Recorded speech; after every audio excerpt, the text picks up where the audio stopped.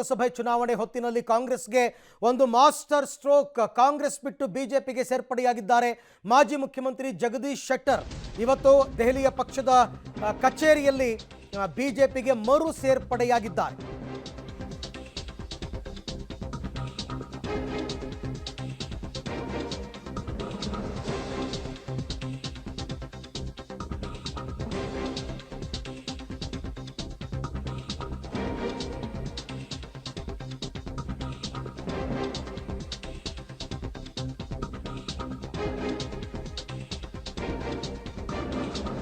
ಲೋಕಸಭೆ ಚುನಾವಣೆ ಹೊತ್ತಲ್ಲಿ ನಿಜಕ್ಕೂ ಕೂಡ ಕಾಂಗ್ರೆಸ್ಗೆ ಇದೊಂಥರ ಮಾಸ್ಟರ್ ಸ್ಟ್ರೋಕ್. ಯಾಕೆ ಅಂತಂದರೆ ಕಾಂಗ್ರೆಸ್ ಬಿಟ್ಟು ಬಿಜೆಪಿಗೆ ಸೇರ್ಪಡೆಯಾಗಿದ್ದಾರೆ ಜಗದೀಶ್ ಶೆಟ್ಟರ್. ಶೆಟ್ಟರ್ ಬಿಜೆಪಿ ಸೇರ್ಪಡೆಗೆ ಡಿಸಿಎಂ ಡಿಕೆ ಶಿವಕುಮಾರ್ ಸಿಟ್ಟನ್ನು ವ್ಯಕ್ತಪಡಿಸಿದ್ದಾರೆ. ಸಹಜವಾಗಿ ಶೆಟ್ಟರ್ ವಿಶ್ವಾಸ ದ್ರೋಹವನ್ನು ಮಾಡಿದ್ದಾರೆ. ಕಾಂಗ್ರೆಸ್ ಸೇರುವಾಗ ದೇಶದ ಹಿತ ಇವರಿಗೆ ಗೊತ್ತಿರಲಿಲ್ವಾ?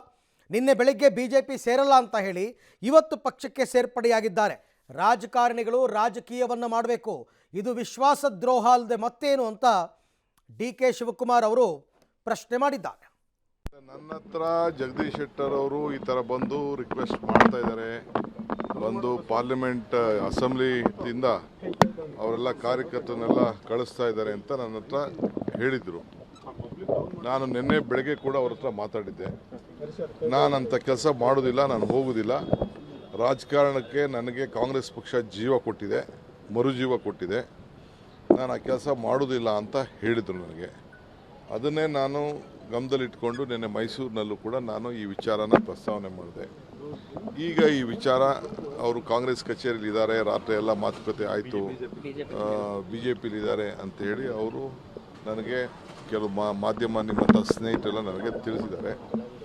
ಸೊ ನಾವು ಕಾಂಗ್ರೆಸ್ ಪಕ್ಷ ಒಬ್ಬ ಸೀನಿಯರ್ ಲೀಡ್ರ್ ಅಂತ ಹೇಳಿ ಗೌರವದಿಂದ ಅವರೇ ಹೇಳಿದರು ನಮಗೆ ಆ ಪಕ್ಷ ಒಳ್ಳೆಯದಲ್ಲ. ಮೊನ್ನೆ ಕೂಡ ಅನೇಕ ಸ್ಟೇಟ್ಮೆಂಟ್ಗಳನ್ನು ಅವರು ಕೂಡ ಕೊಟ್ಟಿದ್ದಾರೆ. ಬೇರೆ ಬೇರೆ ಸ್ಟೇಟು ಈ ರಾಮ ಮಂದಿರ ವಿಚಾರದಲ್ಲಿ ಇರ್ಬೋದು, ಬೇರೆ ಬೇರೆ ವಿಚಾರದಲ್ಲಿ ಯಾವ ರೀತಿ ಬಿ ಜೆ ಪಿ ದುರುಪಯೋಗ ಮಾಡ್ತಾ ಇದ್ದಾರೆ ಅಂತೆಲ್ಲ ತಿಳಿದಿದ್ದಾರೆ. ಸೊ ಅವರು ಅಷ್ಟು ಸೀನಿಯರ್ ಲೀಡ್ರ್ ಬಗ್ಗೆ ನಾವು ಕಾಂಗ್ರೆಸ್ ಪಕ್ಷ ವಿಶ್ವಾಸವನ್ನು ವ್ಯಕ್ತಪಡಿಸ್ತೋ. ಈಗ ವಿಶ್ವಾಸಕ್ಕೆ ಧಕ್ಕೆ ಆಗ್ತಾ ಇದೆ ಅಂಥೇಳಿ ನೀವೇ ತೋರಿಸ್ತಾ ಇದ್ದೀರಿ. ಸೊ ಈಗ ಸ್ಪೀಕರ್ ಅವ್ರಿಗೆ, ಕೌನ್ಸಿಲ್ ಚೇರ್ಮನ್ರಿಗೆ ಫೋನ್ ಮಾಡಿ ನಾನು ಫ್ಯಾಕ್ಸಲ್ಲಿ ಮೇಲಲ್ಲಿ ಕಳಿಸ್ಕೊಡ್ತೀನಿ ಅಂತ ಹೇಳಿದ್ರು ಅಂತ ನನಗೆ ನಮ್ಮ ಯಾರ ಆಫೀಸಿಂದ ನನಗೆ ಮಾಹಿತಿಯನ್ನು ಕೊಟ್ಟಿದ್ದಾರೆ.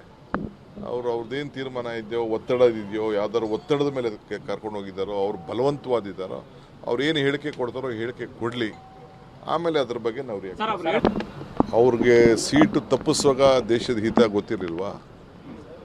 ಸೀಟು ತಪ್ಪಿಸುವಾಗ ಕಾಂಗ್ರೆಸ್ ಪಾರ್ಟಿ 5 ವರ್ಷದ MLCನ ಗೌರವದಿಂದ ಅವ್ರಿಗೆ ನಾಮಿನೇಷನ್ ಮಾಡಿದಾಗ ಕಾಂಗ್ರೆಸ್ ಹಿತ ದೇಶದ ಹಿತ ಗೊತ್ತಿರಲಿಲ್ವಾ? ಅವ್ರು ಏನು ರಿಯಾಕ್ಟ್ ಮಾಡ್ತಾರೆ ನೋಡ್ಬಿಟ್ಟು ಎಲ್ಲರೂ ಸ್ವಇಚ್ಛೆನೇ ಕೊಡೋದು. ಬಲವಂತವಾಗಿ ನೀವು ಹೇಳಿದ್ರಿ ನನಗೆ ಯಾವುದೋ ಸಿದ್ಧ ಅಂದ್ಬಿಟ್ಟು ಯಾರೋ ಚಾಕ್ಲೇಟ್ ಸಿಕ್ತು ಅಂತ ಕೊಡ್ತಾರಾ? ಎಲ್ಲ ಸ್ವಇಚ್ಛೆ. ಅವ್ರು ಹೇಳಬೇಕು, ಅವರು ಹೇಳಬೇಕು ಅವ್ರಿಗೇನು ಆಮಿಷ ಕೊಟ್ಟಿದ್ದಾರೆ.